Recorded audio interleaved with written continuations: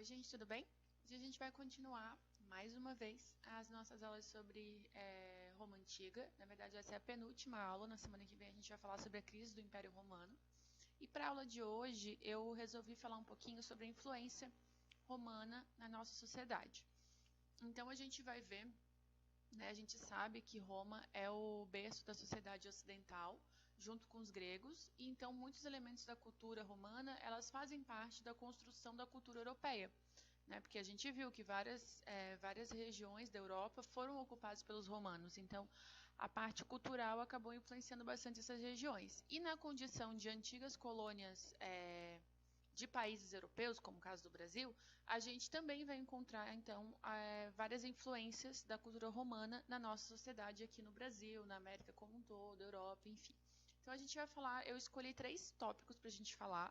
Um é a questão da língua, o segundo é o direito romano e o terceiro é o cristianismo. Vamos lá, então. Sobre a língua, gente, o latim era a língua falada por alguns povos da Península Itálica, especialmente os latinos, que ficavam bem no centro da Península Itálica, onde hoje fica a cidade de Roma. E ele vai influenciar várias línguas modernas, que são chamadas de línguas neolatinas. Dentre essas línguas, a gente tem o português, o francês, o italiano e o espanhol. Essas 4 línguas elas têm uma matriz comum, que por isso são chamadas de neolatinas. Se a gente for observar o mapa da expansão do Império Romano, que a gente viu na aula passada, a gente vai perceber que os países que falam essa língua hoje, então Itália, Espanha, Portugal, França, são países que fizeram parte do Império Romano, que são espaços que foram ocupados pelo Império Romano. Portanto, faz todo sentido que a língua nessas regiões tenha sofrido bastante influência da língua latina. E, além disso, a gente é chamado de povos latinos. Então, por exemplo, quando a gente divide a América do ponto de vista cultural, a gente tem a América anglo-saxã, no caso, Estados Unidos e Canadá, e a gente tem a América Latina, que é do México para baixo, ou seja, todos os povos latinos. Quem são esses povos latinos? A galera que veio, na verdade, a galera que foi explorada, ocupada, enfim, pelos países chamados de países latinos, que era Espanha, França, Portugal, Itália, esse que a gente viu agora, Então, por esse motivo, a gente é chamado de América Latina e nós somos povos latinos. É muito comum se falar assim, do ponto de vista cultural, os latinos eles são talvez mais carinhosos de abraçar, diferente dos anglo-saxões, que são um pouco mais frios, um pouco mais reservados, digamos assim, Então, essa cultura latina, ela é muito falada e ela tem origem, então, nessa expansão da Roma Antiga, ok? Bom, além da língua, a gente tem o direito romano. A base do direito romano, gente, ela é utilizada ainda hoje como base para o direito de vários países, inclusive o Brasil. Eu vou explicar para vocês rapidamente aqui como é que funciona, como é que é a diferença entre o direito romano e o direito que a gente chama de common law, que seria de uma pegada, de uma vertente anglo-saxã. Como que seria então o direito romano? Vamos pegar um cenário onde eu cometi um assassinato nos Estados Unidos e no Brasil. E aí vamos analisar como é que é o julgamento. Então, no caso dos Estados Unidos, eles têm essa influência eles são da common law, que é essa influência inglesa. Como é que é esse direito? Ele é o que a gente chama de direito consuetudinário, ou seja, na hora de julgar o caso, o juiz ele não tem tantas leis escritas, ele vai levar em consideração outros julgamentos que já tenham sido feitos com caso semelhante, vai mais da interpretação do juiz. Então, por exemplo, no caso de eu ter assassinado alguém, eles vão considerar, isso já aconteceu em tal lugar e lá o julgamento do juiz foi dessa forma. Dá para a gente utilizar nessa situação? Dá, então a gente pode usar isso como referência.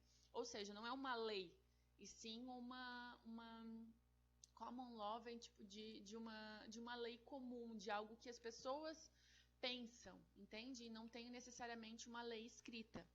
Já no caso do direito romano, que é o civil law, que a gente vai ter aqui no Brasil, por exemplo, ele é muito pautado pela lei escrita. Então, por exemplo, num cenário onde eu assassinei alguém novamente, na hora do meu julgamento, eles vão considerar, a pena no Brasil para assassinato é de tantos a tantos anos de prisão.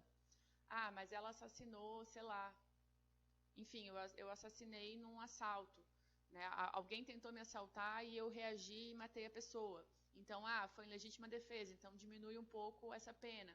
Ou então foi um assassinato seguido, um assalto seguido de morte, ou seja, eu assaltei alguém e depois assassinei. Então, além do assassinato, teve a questão do assalto, que seria o latrocínio, né? Então, isso aumenta mais a minha pena. Ou seja, nós temos no Brasil leis escritas para tudo, inclusive leis que cancelam outras leis, né?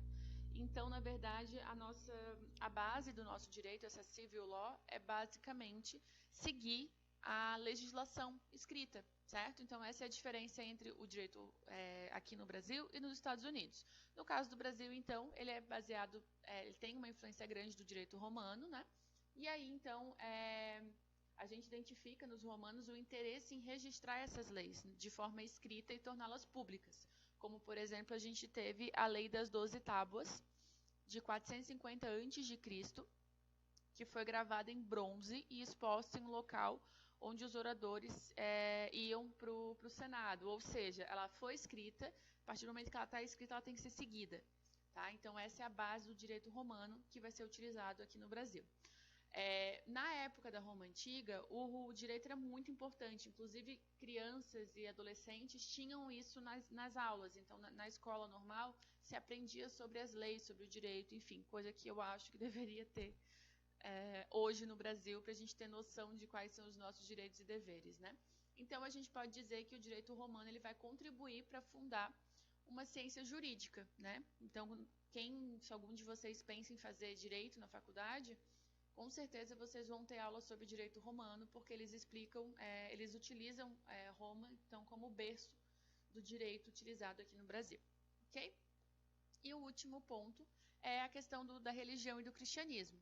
Então, inicialmente, os romanos eles eram politeístas, eles acreditavam em vários deuses e tinham um panteão, né, ou seja, um grupo de deuses bem semelhante aos deuses gregos. Então, inclusive, vocês conseguem encontrar na internet fácil a tabelinha de conversão, digamos assim, que tipo, por exemplo, Afrodite, a deusa grega Afrodite, para os romanos é a deusa Vênus. Então, tem semelhanças assim, tipo, tem o deus da guerra lá e o deus da guerra em Roma e o deus da guerra na Grécia, e por aí vai, né? Só que a partir do período do Império, a gente tem o surgimento da história de Jesus Cristo. Né? Então, a gente já viu, quando a gente falou sobre os hebreus, eu comentei com vocês que toda aquela história que a Bíblia conta se passa na região de Jerusalém, né? No caso de Jesus, e é um período onde essa região está ocupada pelo Império Romano. Então, quando se fala a história de Cristo e fala da crucificação, enfim, o imperador que manda crucificar é o imperador romano, tá? E aí, o que acontece, gente? Depois que rola toda aquela história, beleza, né? Jesus acaba sendo crucificado, segundo a Bíblia e tal.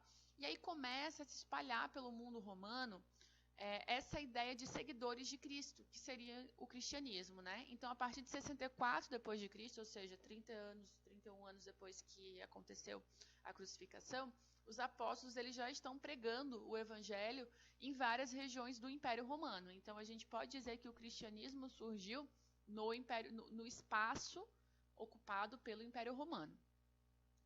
A princípio, houve uma perseguição, na verdade, do imperador romano, dos imperadores romanos, com os cristãos. Né? Tem vários fatores aqui. Um deles é a questão de se negar a seguir a religião oficial, questão de impostos, enfim, né?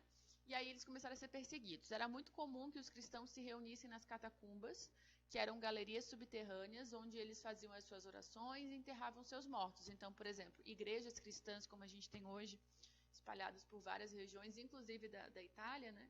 Acaba que não existia na época porque eles eram perseguidos. Tem até uma lenda que a gente não sabe se realmente aconteceu, que foi um assassinato em massa de cristãos dentro do Coliseu. Enfim, tem várias histórias sobre isso, nas catacumbas, inclusive, que algumas a gente não tem uma comprovação de que realmente aconteceu, mas a gente sabe que eles foram perseguidos durante muito tempo.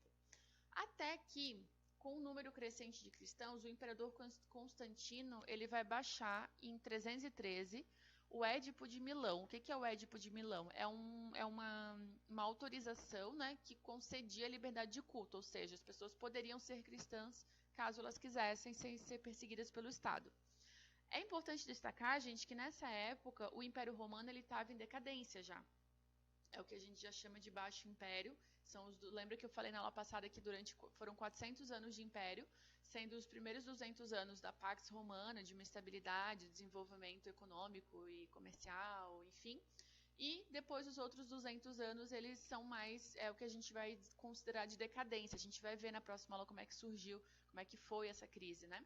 E aí, então, diante dessa crise do Império, o imperador ele vai precisar que as pessoas fiquem do lado dele, né? Então, para evitar que caia o Império, que sejam invadidos, ele precisa que os seguidores dele fiquem apoiando, né? Então, como o cristianismo estava muito em alta, o que ele faz?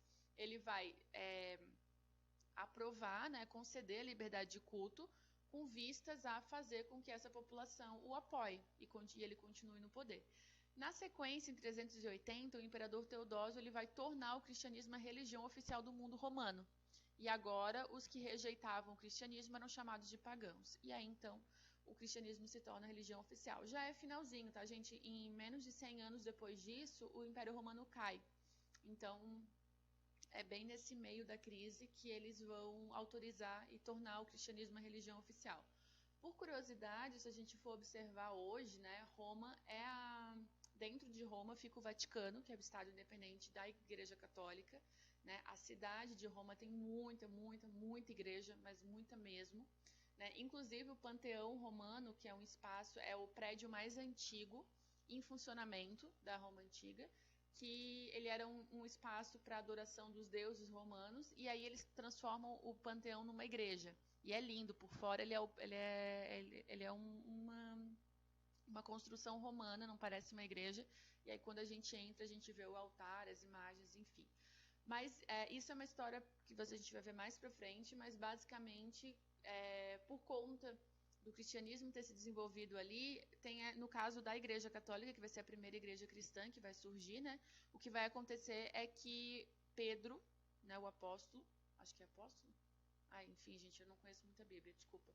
Mas o Pedro, ele vai construir, segundo conta a Igreja Católica, ele vai construir na região onde hoje é o Vaticano, ele vai botar a pedra fundamental do cristianismo, do catolicismo, né? E a partir dali, então, vai surgir esse espaço.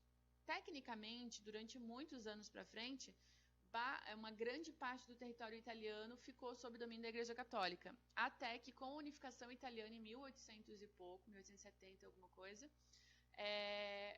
o imperador Vittorio Emanuele ele tira da Igreja esse território, e aí fica mais de 50 anos, na verdade, o conflito entre a Igreja Católica e o Império Italiano, para ver se eles vão ter controle sobre a região do Vaticano, onde eles haviam construído a Basílica de São Pedro, enfim. E aí, na época da Segunda Guerra Mundial, um pouco antes, com Mussolini, que era o ditador italiano, ele vai assinar uma autorização para a Igreja Católica ficar com o Vaticano. Então, hoje, quando a gente está dentro de Roma, tem um estado independente dentro de Roma que é pequenininha, tipo uma quadra, assim, que é o Vaticano. Então, ali tem a igreja, a Basílica de São Pedro, que é de onde o Papa reza a missa, enfim. E do lado tem a Capela Sistina, tem os museus do Vaticano, que é o território que é cuidado pela Igreja Católica, né? Então, inclusive, quando a gente entra, a polícia que toma conta ali não é a polícia romana normal, vai ser a guarda suíça. Então, eles usam roupa diferente e tal. É um estado independente dentro do território romano. Foi isso que a Igreja Católica conseguiu depois da unificação italiana. Ok? Bom, a gente vai ver um pouco mais pra frente no próximo ano, no outro, a gente vai voltar a falar sobre esse assunto. Por enquanto, né, o que é importante vocês saberem é essa questão do cristianismo, então como que ele vai surgir no Império Romano e como que ele vai se tornar a religião oficial. Ok? Bom, e não precisa nem dizer que isso é uma grande influência, porque o mundo ocidental, ele é essencialmente, a base é cristã, né? Então, a gente sabe que os povos africanos, povos da América, né, os povos americanos antes da chegada dos europeus, eles não eram cristãos, mas o cristianismo foi imposto e acabou se tornando religião. Por exemplo, no Brasil, o catolicismo foi durante muito tempo religião oficial do Estado. Apesar do Estado ser laico, a gente sabe que a gente tem muitos feriados religiosos e é feriado cristão, né?